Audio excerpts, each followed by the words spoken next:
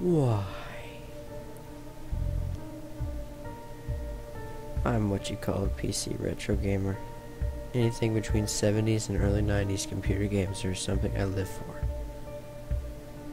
But I also fall into a subcategory for this, as I've made a hobby of hunting down rare and obscure games and collecting them. There's so much I've found. A beta of Doom 2, with most of the maps either missing or slightly different.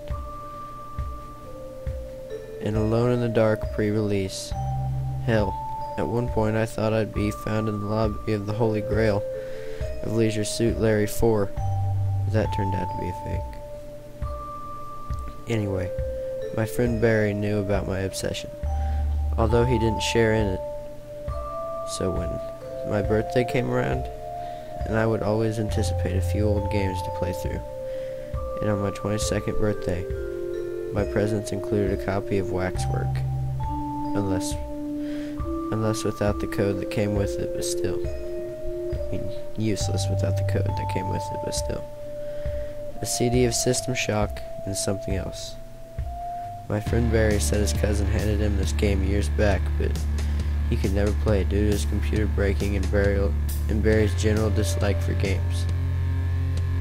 Either way, he passed me a box containing 3 unmarked floppies. He said he didn't know what the game was, but I thought I might like it anyway. I most certainly didn't. Oh sure, I was happy for the mystery of an unmarked game, but that night, I regretted ever placing those floppies into my computer. The first thing I noticed was the DOS prompt. Normally it would say something like loading game title or running.exe, but for some reason, all that appeared was loading 0101011101101000. I'm not going to read all of it. I screen capped so I wouldn't forget. Thinking it was a little odd, but not really caring, I patiently waited for the game to start. When the loading was complete, the screen flickered into a darker shade of black. At first I thought my monitor was busted, but then a pixelated image appeared on the screen. It was a blue-tinted skull with no jaw. In front of it was the name. Why? I figured, sweet, a good old horror game. But then I thought to myself, wait, where's the company logo? Normally one would appear before any game screen. Figuring it may have just been an unreleased homebrew game, I clicked enter. It was brought to a screen consisting entirely of text. This confirmed in my mind that it was a homebrew, as text adventure games were very easy to make. But one thing was weird. Why 3 floppies? Normally for homemade text games you only need 1 disc, but 3? Jesus, someone was busy. The first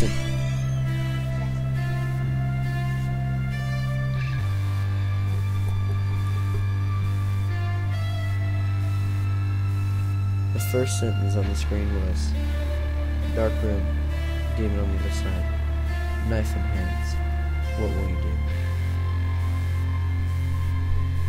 Naturally, the choppy writing peeved me, but I did what any gamer would do and typed, kill demon with knife. I almost instantly, after I hit enter, another screen appeared. You brutally murdered him. Good work. I had a laugh in an almost juvenile way, in which this sentence ended. But still, I thought the way it was written was strange. After all, heroes in games don't brutally murder demons. They just kill them and move on. Considering nothing else came up, I figured I would do what anyone else in an RPG, and loot the corpse for gold or items. Found. Driver's license. Picture of children. Subway card. Okay, what the hell? Subway didn't even exist in the DOS era, and why would a demon drive a car? Well, Zork had a similar subversive humor toward standard fantasy stories, so maybe it's inspired by that. Still, a subway card? I would have thought that game was new, but Barry said he got it years back, around the 80s. Oh well. I guess the company was around back then and I didn't know. Out of nowhere, more texts flash up. Banshee walks through the door. If she manages to use Scream, you die. Figuring this was a timed action, I quickly typed, "Stab with knife." The game asked, "Stab where?" Figuring this is how to stop her scream, I replied, "The neck." The game slowly brought up ... Good choice. Period. Okay, this is freaking me out a little. Then the game said, "You slit the bitch's throat before she had a chance to scream." What? Since when did this game start going adult language on me? And why did it call it a bitch? This game was seriously creeping me out at this point. Another text screen comes up. You leave the room. You're in a dark hallway. Up the stairs you see a glint light as something runs out of view. Worried about what would happen next, I still wanted to give this game a chance. That was the single worst mistake of my entire life.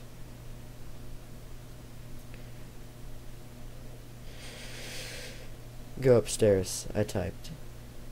You stand opposite a closet door. You hear strange noises coming from the other side. Will thou venture forth? Considering the game never used medieval speak before, I figured that the creator of the game was just pulling a prank on whoever played it at the beginning, and now it would be more of a real RPG. I timidly typed, "Open door." You see two trolls, one half the size of the other. They're hiding in the corner. Why would enemy monsters hide in the corner? I then had a thought. Neither of the other two monsters even attempted causing my character harm. Was I playing the villain? You step forward and draw your knife. A new line interrupted my thought. I couldn't type anything.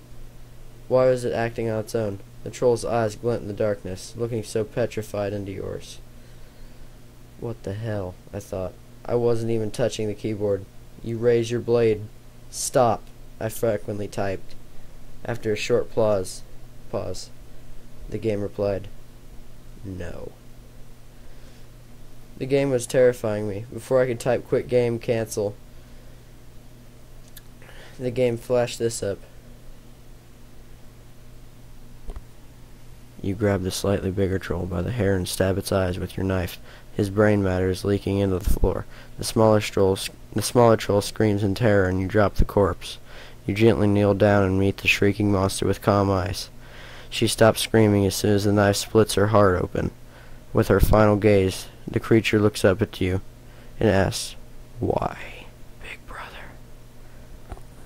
The computer made a sickening fizzing sound after I tore out the plug. What was this? What the fuck was Barry playing at? Giving me this sick game. I immediately grabbed the phone and punched in his numbers, ready to scream off a storm at this apparent joke. I had to redial 3 times before I heard a weak and timid yes.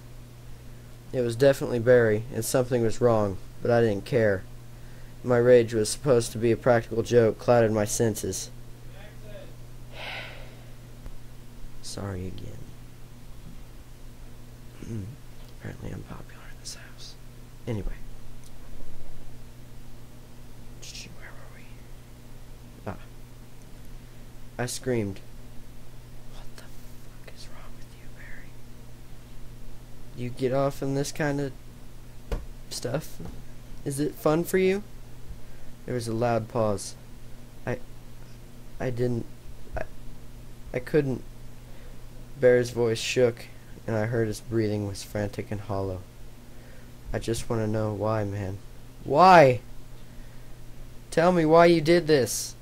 I was still angry, but each sad breath he hurriedly inhaled over the phone pulled me out of my rage.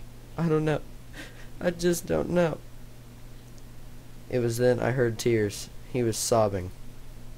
I quickly tried to think of how to react.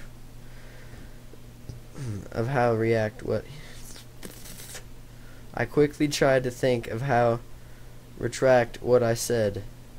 how to retract what I said. I clearly interrupted something bad and made him feel before I could find a good apology or excuse. The phone dial tone played. He'd hung up. Jesus Christ, what's wrong with me? My friend makes up a simple mistake, and I explode at him, while he's clearly devastated. I glanced over at the clock. It was 3 a.m. Far too late to head over and apologize. I guessed I'd have to wait until morning. The next morning I rushed to Barry's house, horrified at what I saw. Barry's house was surrounded by cops, ambulances, and police tape. I ran over to one of the cops, who was trying to hold back gossipy, vulturous neighbors. "Officer, I'm friends with Barry. Is he okay? What happened?" The officer calmly explained everything. Barry had murdered his entire family. I timidly asked how it happened. Too taken aback to even know what I was saying at that point. Apparently he stabbed his father and robbed him, then slit his mother's throat as he walked into the scene. His brother and little sister apparently heard it and hid in a closet, but he found both of them and stabbed them both repeatedly. He apparently didn't remember a thing, and answered his phone. Stabbed himself in the chest. He didn't die, though. He was currently being held in the police custody. I was close to vomiting, and for some reason, some ray of hope that I wasn't responsible, I asked him what time they think this happened. They estimated between 2 and 3 a.m. I started crying. What had I done? I wiped away my tears and walked off, but not before hearing this exchange between two cops and a paramedic. So what's going to happen to the kid? Well, we better send him to a psych ward, and from then see if he has any next of kin. Sir just ran into the database. Apparently he's got no extended family. If Barry doesn't have any extended family, then who gave him the game? But not a single thought clawed this way into my mind, killing any remaining questions. There were 2 more discs.